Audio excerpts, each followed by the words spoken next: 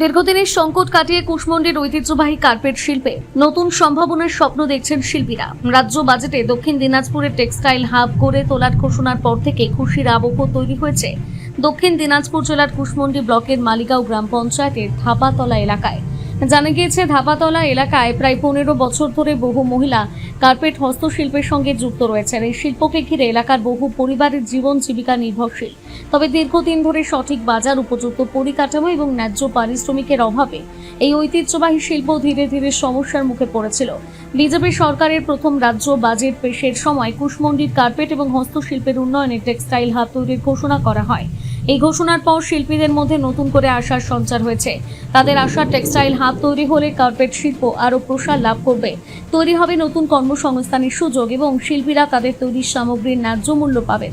এই বিষয়ে কার্পেট শিল্পীরা জানান, সরকার যে বাজেটটা করেছেন টেক্সটাইল হাব, সেটা শুনে আমরা খুবই খুশি হয়েছি। তার কারণ আমাদের কুশমন্ডিতে যে এটা হবে, তার জন্য আমাদের এখানে যে কার্পেট শিল্প আছে, আমরা যে কাজ করি তাতে আমরা মাসে মোটামুটি 10-11 হাজার টাকা পাই, বেতন পাই।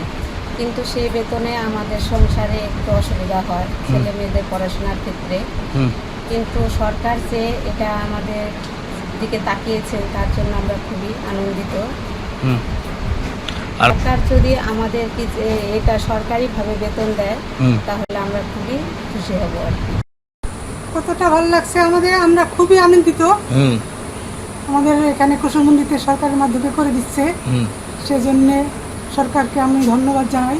আচ্ছা, আমাদের বাড়ির কাছে কুশমন্ডি, আমাদের এখানে কারিগররা সুবিধা পাবে কাজ করে।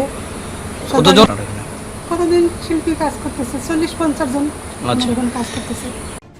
এ বিষয়ে কুশমন্ডির বিধায়ক তাপস চন্দ্র রায় বলেন, নমস্কার, বন্দে মাতরম, ভারতমাতা জয়। আজকে একটি ভীষণ খুশির দিন।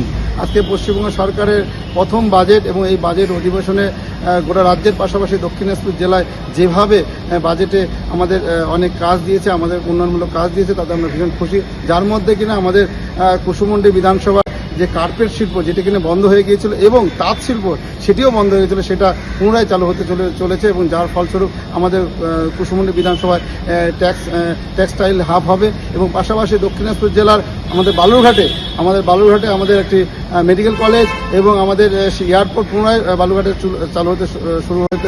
চালু হবে আগামী দিনে। এবং পাশাপাশি যার জন্য আমরা সমস্ত দিক দিয়ে আমরা ভারতবর্ষের প্রধানমন্ত্রী, যশস্বী প্রধানমন্ত্রী নরেন্দ্র মোদীজি এবং আমাদের পশ্চিমবঙ্গ সরকারের মুখ্যমন্ত্রী শুভেন্দু অধিকারী মহাশয়কে অনেক অনেক ধন্যবাদ এই বাজেটে আমাদের দক্ষিণ দিনাজপুর জেলাকে নিয়ে চিন্তাভাবনা করার জন্য। ধন্যবাদ।